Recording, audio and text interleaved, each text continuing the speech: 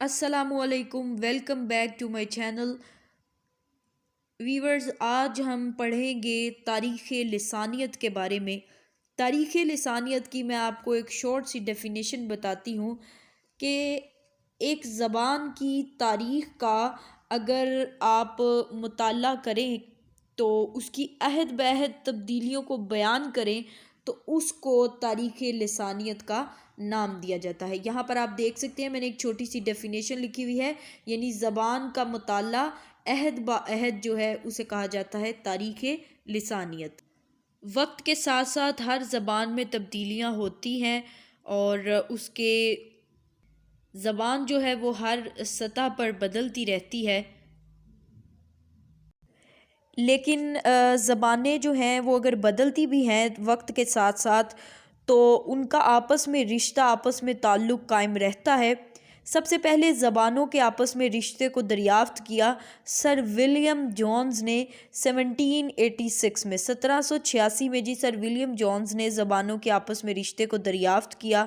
انہوں نے کہا کہ زبانوں کی تقسیم دو طرح سے ہے، ہند اور یورپین۔ تو ہند اور یورپین انہوں نے دو خاندانوں میں زبان کو تقسیم کیا، جس طرح میری آپ پریویس ویڈیوز چیک کر سکتے ہیں، اس کے اندر زبان کی ہسٹری کے بارے میں نے سارا بریف سا انٹروڈکشن دیا ہوا ہے۔ اس میں آپ پڑھ سکتے ہیں کہ زبانوں کے خاندان کتنے تھے اور کس طرح زبانوں کو تقسیم کیا گیا۔ تو اردو جو ہے وہ دراصل ہند یورپین خاندان سے ہی آئی ہے اور ان کو چھوٹے چھوٹے گروہوں میں تقسیم کیا گیا تھا اس زبان کو، اور جو سب سے پہلی زبان تھی یعنی جو عوام کی زبان تھی اسے پراکرت یا سنسکرت کہا جاتا ہے۔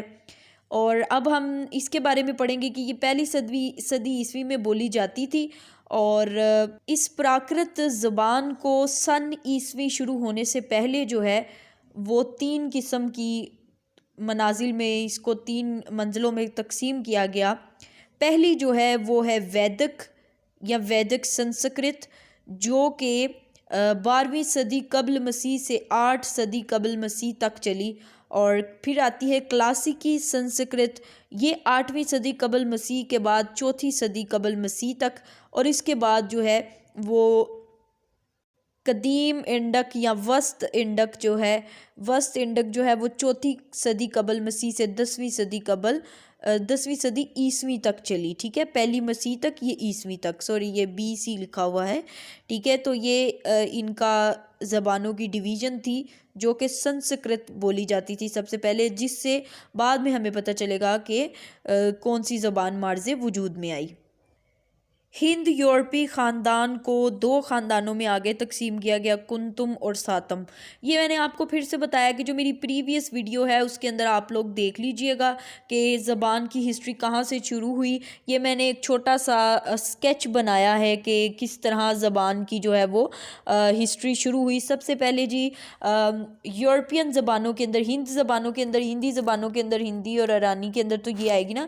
سب سے پہلے ہم یورپین کے بارے میں پڑھتے ہیں، اس کے اندر آتی ہے جرمنک زبان جو ہے اس کو آگے 3 قسموں میں تقسیم کیا گیا ہے۔ مشرقی میں گوتھک، مغربی زبان میں جرمن، ڈچ اور انگلش بولی جاتی ہے، جو اب یہ مغربی زبان ہے جرمنک کی، اور شمالی کے اندر جو ہے وہ قدیم فارسی، نارویجن یعنی جو ناروے میں بولی جاتی ہے، سویڈش جو سویڈن میں بولی جاتی ہے، اور ڈینش جو ڈنمارک میں بولی جاتی ہے۔ یہ ساری جرمنک زبانوں کی ڈویژن ہے۔ اس کے بعد کلٹک جو ہے اس کی ڈویژن آ جاتی ہے، اس میں بولی جاتی ہے Irish, Welsh and British, English اور برٹش جرمنک اور کلٹک کی زبانیں ہیں۔ پھر آ جاتا ہے ہندی اور ایرانی زبانیں۔ ایرانی زبانوں کے اندر فارسی، پشتو اور کردش زبانیں شامل ہیں، جبکہ ہندی زبان کے اندر سنسکرت کے بارے میں ہم نے یہ جو پہلے ڈویژن پڑھی تھی اس کو ویدک، کلاسیکی اور قدیم انڈک میں شامل کیا جاتا ہے۔ تو یہاں پر ہم سنسکرت کے بارے میں پڑھیں گے کہ بنگالی، ہندی اور مراٹھی زبانیں جو ہیں یہ قدیم سنسکرت سے دریافت ہوئی ہیں۔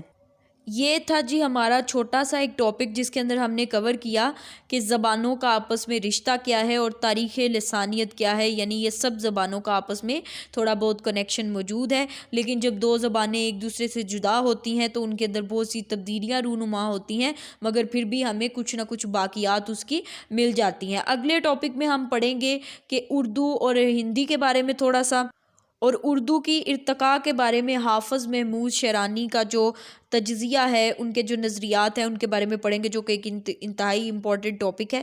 انشاءاللہ نیکسٹ ویڈیو میں وہ ڈسکس کرتے ہیں. ملتے ہیں آپ سے اگلی ویڈیو میں. اللہ حافظ.